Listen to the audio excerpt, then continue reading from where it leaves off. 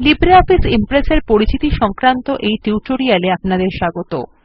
এই টিউটোরিয়ালে আমরা শিখব লিব্রিঅফিস ইমপ্রেস এর পরিচিতি, ইমপ্রেস এর বিভিন্ন টুলবার, কিভাবে একটি নতুন প্রেজেন্টেশন তৈরি করা যায়, কিভাবে এমএস পাওয়ারপয়েন্ট প্রেজেন্টেশন হিসাবে সেভ করা যায়, ইমপ্রেস এ কিভাবে একটি এমএস পাওয়ারপয়েন্ট প্রেজেন্টেশন খোলা যায় এবং পিডিএফ ডকুমেন্টে পরিবর্তন করা যায়।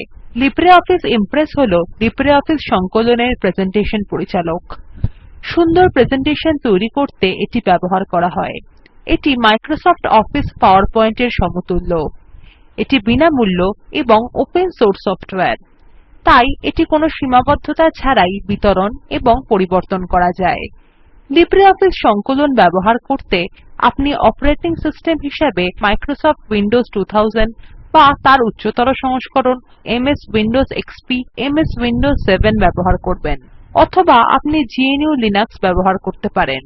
এখানে আমরা অপারেটিং সিস্টেম হিসেবে উবুন্টু লিনাক্স 10.04 এবং লিব্রিঅফিস সংকলনের সংস্করণ 3.3.4 ব্যবহার করছি। যদি আপনার লিব্রিঅফিস সংকলন ইনস্টল করা না থাকে, তাহলে সিন্যাপটিক প্যাকেজ ম্যানেজার ব্যবহার করে ইমপ্রেস ইনস্টল করতে পারেন। সিন্যাপটিক প্যাকেজ ম্যানেজার সম্পর্কে আরো তথ্যের জন্য উবুন্টু লিনাক্স সংক্রান্ত টিউটোরিয়ালগুলি পড়ুন এবং এই ওয়েবসাইটে নির্দেশাবলী অনুসরণ করে লিব্রিঅফিস সংকলন ডাউনলোড করুন। বিস্তারিত নির্দেশাবলী লিব্রিঅফিস সংকলনের প্রথম টিউটোরিয়ালে আছে।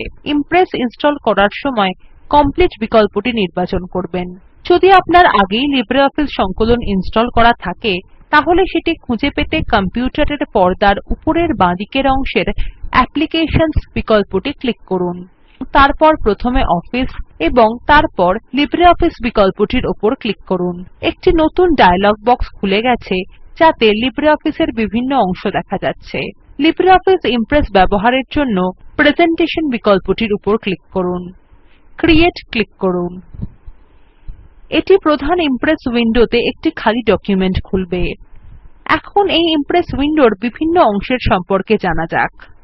ইমপ্রেস উইন্ডোর বিভিন্ন টুলবার আছে, যেমন title bar, menu bar, standard toolbar, formatting bar এবং স্ট্যাটাস বার। এই টুলবারগুলি নিয়ে আমরা এই টিউটোরিয়ালে আলোচনা করব। এখন আমরা আমাদের প্রথম প্রেজেন্টেশন তৈরি করতে প্রস্তুত। ফাইলটি বন্ধ করুন। অ্যাপ্লিকেশনস এ যান, অফিস ক্লিক করুন, লিব্রিঅফিস ইমপ্রেস এ ক্লিক করুন, ফ্রম টেমপ্লেট এ ক্লিক করুন, রিকমেন্ডেশন ওএফ a স্ট্রাটেজি নির্বাচন করুন এবং নেক্সট বাটনে ক্লিক করুন। Select a slide design drop ডাউনে প্রেজেন্টেশন ব্যাকগ্রাউন্ডস এবং তারপর ব্লু বর্ডার নির্বাচন করুন। সিলেক্ট আন আউটপুট মিডিয়াম ফিল্ডে অরিজিনাল নির্বাচন করুন। নেক্সট বাটনে ক্লিক করুন। এই ধাপে স্লাইড ট্রানজিশনসহ তৈরি হয়। কোনো বিকল্পের পরিবর্তন করবেন না। নেক্সট ক্লিক করুন। হোয়াট ইস ইউর নামে ক্ষেত্রে আপনি আপনার বা আপনার সংস্থার নাম দিতে পারেন। আমি এখানে A1 সার্ভিসেস লিখছি। What is the subject of your presentation ক্ষেত্রে বেনিফিটস ওএফ ওপেন সোর্স লিখুন। নেক্সট বাটনে ক্লিক করুন। এখানে প্রেজেন্টেশন সম্পর্কে বর্ণনা দেখা যাচ্ছে। সাধারণভাবে সব বিকল্পগুলি নির্বাচিত থাকে। কিছু পরিবর্তন করবেন না। এগুলি হল প্রেজেন্টেশনের নমুনা শিরোনাম। ক্রিয়েট বাটনে ক্লিক করুন। আপনি লিব্রিঅফিস ইমপ্রেস এ আপনার প্রথম প্রেজেন্টেশন তৈরি করে ফেলেছেন। এখন আমরা দেখব কিভাবে একটি প্রেজেন্টেশন সেভ বা সংরক্ষণ করা যায়।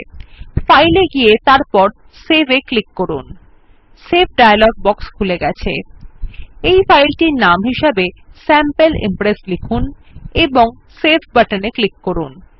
লক্ষ্য করুন Impress open document format odp extension নিয়ে সেভ হয়। এখন ফাইলটি বন্ধ করা যাক। প্রেজেন্টেশন বন্ধ করতে ফাইল এবং তারপর ক্লোজ ক্লিক করুন। এখন দেখা যাক কিভাবে একটি লিব্রিঅফিস ইমপ্রেস প্রেজেন্টেশনকে মাইক্রোসফট পাওয়ারপয়েন্ট হিসাবে সেভ করা যায়। স্যাম্পল ইমপ্রেস প্রেজেন্টেশনটি আবার খুলতে ফাইল এবং ওপেন এ ক্লিক করুন। তারপর স্যাম্পল ইমপ্রেস নির্বাচন করুন। সাধারণভাবে লিব্রিঅফিস ইমপ্রেস ডকুমেন্টটিকে ওপেন ডকুমেন্ট ফরম্যাট অর্থাৎ ওডিপি হিসাবে সেভ করে। মাইক্রোসফট পাওয়ারপয়েন্ট হিসাবে প্রেজেন্টেশনটিকে সেভ করতে ফাইল এবং তারপর সেভ এএস ক্লিক করুন। ফাইল টাইপ হিসাবে মাইক্রোসফট পাওয়ারপয়েন্ট বেছে নিন।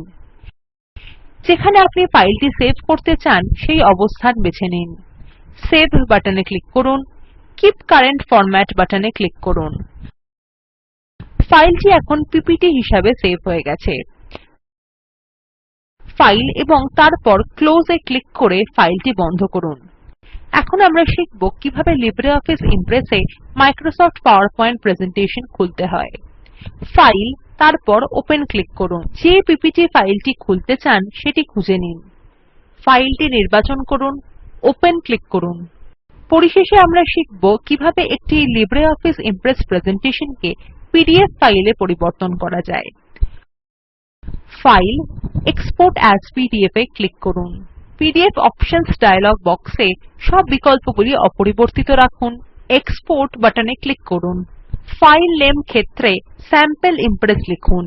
সেভ ইন ফোল্ডার ক্ষেত্রে যেখানে আপনি ফাইলটি সেভ করতে চান সেই অবস্থান লিখুন এবং সেভ ক্লিক করুন। ডকুমেন্টটি এখন ডেস্কটপের উপর পিডিএফ ফাইল হিসাবে সেভ হয়ে গেছে। এখানেই লিব্রিঅফিস ইমপ্রেস এর এই টিউটোরিয়ালটি সমাপ্ত হলো। এতে আমরা শিখেছি লিব্রিঅফিস ইমপ্রেস এর পরিচিতি, ইমপ্রেস এর বিভিন্ন টুলবার, ইমপ্রেস এ কিভাবে একটি নতুন প্রেজেন্টেশন তৈরি করতে হয়, কিভাবে মাইক্রোসফট পাওয়ারপয়েন্ট প্রেজেন্টেশন হিসাবে সেভ করতে হয়, কিভাবে এমএস পাওয়ারপয়েন্ট প্রেজেন্টেশন খুলতে হয় এবং কিভাবে পিডিএফ ডকুমেন্টে পরিবর্তন করতে হয়। অনুশীলনীটি চেষ্টা করুন। একটি নতুন ডকুমেন্ট খুলে প্রথম স্লাইডে কিছু লিখুন। এমএস পাওয়ারপয়েন্ট ডকুমেন্ট হিসাবে সেভ করুন। এবার বন্ধ করুন। যে ফাইলটি আপনি সেভ করেছেন সেটিকে আবার খুলুন। এই লিঙ্কে উপলব্ধ ভিডিওটি দেখুন। এটি স্পোকেন টিউটোরিয়াল প্রকল্পকে সারসংক্ষেপে বোঝায়। যদি ভালো ব্যান্ডউইডথ না থাকে তাহলে আপনি ভিডিওটি ডাউনলোড করে দেখতে পারেন। স্পোকেন টিউটোরিয়াল প্রকল্পর দল কথ্য টিউটোরিয়ালগুলি ব্যবহার করে শিক্ষাশিবির সঞ্চালন করে। যারা অনলাইন পরীক্ষা পাস করে তাদের প্রশংসাপত্র দেয়। এই বিষয়ে বিস্তারিত তথ্যের জন্য contact@spoken tutorialorg তে ইমেল করুন। Spoken tutorial talk to a teacher প্রকল্পের অংশবিশেষ যা ভারত সরকারের আইসিটি মাহর্দ এর ন্যাশনাল মিশন ওন এডুকেশন দ্বারা সমর্থিত। এই বিষয়ে বিস্তারিত তথ্য এই লিঙ্কে প্রাপ্তিসাধ্য http:/spoken tutorialorg/nmeict-intro। আমি অন্তরা এই টিউটোরিয়ালটি অনুবাদ এবং রেকর্ড করেছি। শুভবিদায়।